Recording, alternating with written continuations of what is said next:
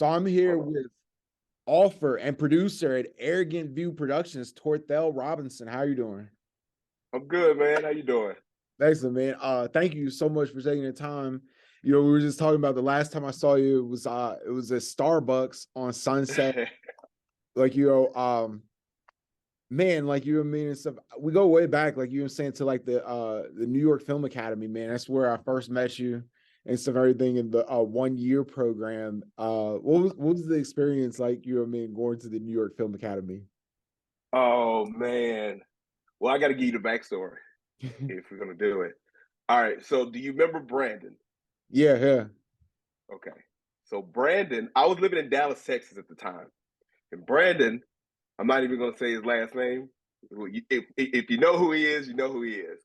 But he was living in Nashville, and I was thinking of like getting into, you know, film and television, and I was gonna move to Atlanta actually, and a lot of you know, a couple of my boys were kind of talking me out of it, and I was like, all right, they're like, if you're gonna do it, go to LA, and so I packed up my bags, used GI Bill, the you know the what is it, the stipend, book stipend, gassed up the old Chevy. We headed west, drove through Texas. It took us 37 hours to get out of Texas because Texas is so damn big. And finally got to LA. We once we got to LA, we went to Los Angeles Film School. And so Brandon wanted to be an actor. I already knew what I wanted to do. I was a writer, you know, but I always acted a fool. I was a class clown or whatever. So he convinced me to go from LA Film School to New York Film Academy. And I had no expectations of what LA, you know, what New York Film Academy was, because LA Film School, you're dealing with crew people Right. behind the camera. You know, some of these people look rough, but it is what it is. You know, like they are crew members. You know, no dig at crew members or anything like that, but it's not as glamorous as being in front of the camera. You know, when you're in front of the camera, it's more aesthetic pleasing or whatever. So going from LA Film School to New York Film Academy, get to New York Film Academy, and it was, I mean, the first day I was like, Miss USA, Miss Paraguay, a model from, wow, you know, it was insane. So it was like, oh, okay, elevate your game, you know. So uh, the experience at New York Film Academy was like a movie. I mean, it was great. Yeah, Uh, you know, we had an interesting class. yeah.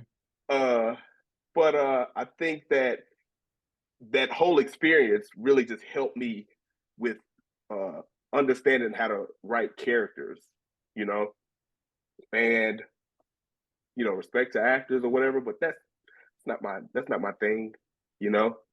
Like if I can't play myself, I don't want to be an actor. I don't want to put a wig on, or you know, I want to be myself. So great experience though. You know, we had a great class. Uh, I mean, I couldn't have asked for a better time. You know, like it was almost like, I don't know, just dealing with so many people, Yeah. different personalities, different people from all across the world or whatever. Uh, you know, I thought that was it was almost like being in the military again, just with that diverse group of people that we ran into or whatever.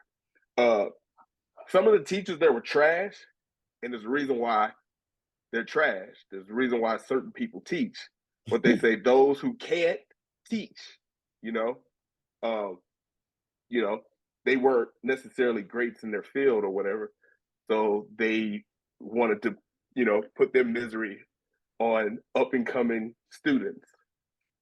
I don't know I if it's changed since then, but I you know, I always felt like, you know, like the male acting teachers, you know, meaning stuff, they were only interested in the female like students. Like, yeah, I don't like blame the them. rest Like, of I us. probably would do the same. Like, if I was an acting teacher at NIFA, maybe I should apply to work at NIFA. That would. You know, just I mean, that's where a lot of teachers found love, right. or looking for love, flirting and all kinds of stuff. I mean, the nature of the business, but yeah, it was great. It was great. Man, and like you talked about like, using the post 9/11 bill and stuff and everything, like, so you were in the military, obviously, and I know you were in the Air Force. So what was that Yeah. experience like? Oh man, you know what? Uh, my grandfather, who is like my father, he was Air Force. I was born on the Air Force base, actually. Uh, so uh, him being in the Air Force and me looking up to him, it was something that I had, a couple my uncles, like all of my mom's sisters, married military men. So we just a military family. Uh, my sister, she retired Navy Okay. a few years ago. Um, my sister cousin, she's my first cousin, but she's like a sister to me. She was in the Army, and it's just I think it was just something I wanted to. Brandon, I was telling you about. Yeah. You remember Brandon? Yeah, of course. Yeah. Okay, so we actually came from the same town. We were supposed to be on the buddy system uh, for the Air Force, and his dumb ass wanted to be a cop, and I didn't know any better. I was just like, hey, okay, I'll do it too. I had other jobs that I could have done, but I ended up getting tricked into doing the buddy system.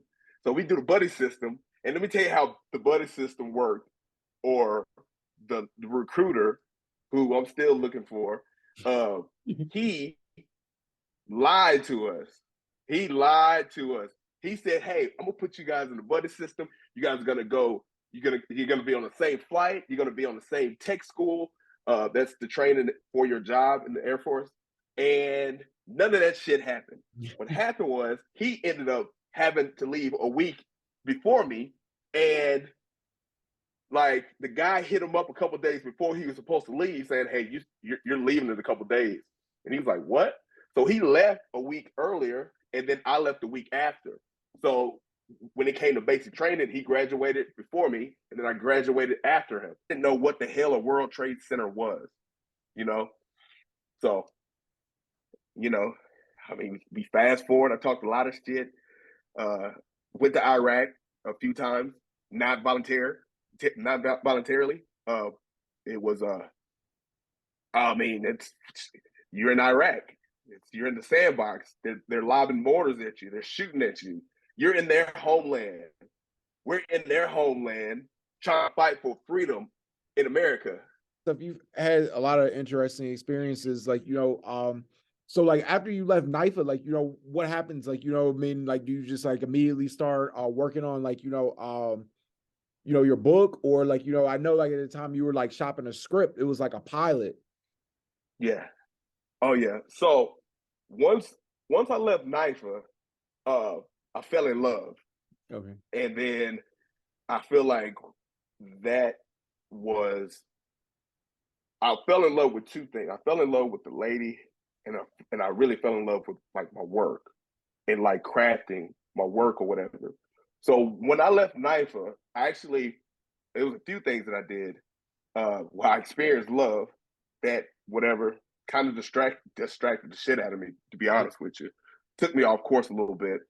But once I got into that situation, I focused more on my craft, and then I did Upright Citizen Brigade.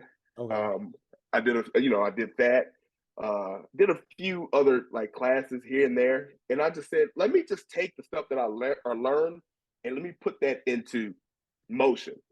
So I left California, and that was a journey in itself. But like every year that I was out of school, I was creating some sort of project as if I was already big time.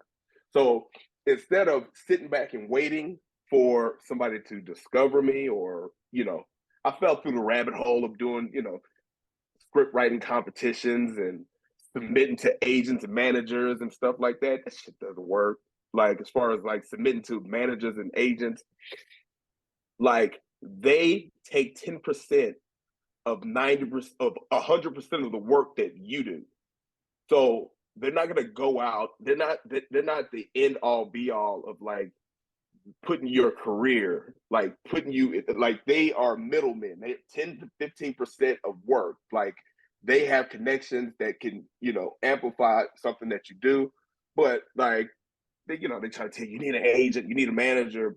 No, what you need to do is focus on your craft and beat on that craft until you have something that you can either produce yourself or you can sell. And I think what I did every year, I was just working on something, whether it be a TV show pilot, whether it be a script, like a movie or whatever. And I would use the film festivals, script competitions. I only use them to see where my script is as far as like, does it make sense? As opposed to going to one of my homeboys or, homegirls and be like, hey, can you read the script for me? Like, I'd rather send it to somebody random, get the feedback from them, and then see what I need. If I like the feedback, I'll put it into my whatever. But I just polish up my stuff, and when the time being, like it's in my wheelhouse, so I can produce it myself if I want to, or I can sell it.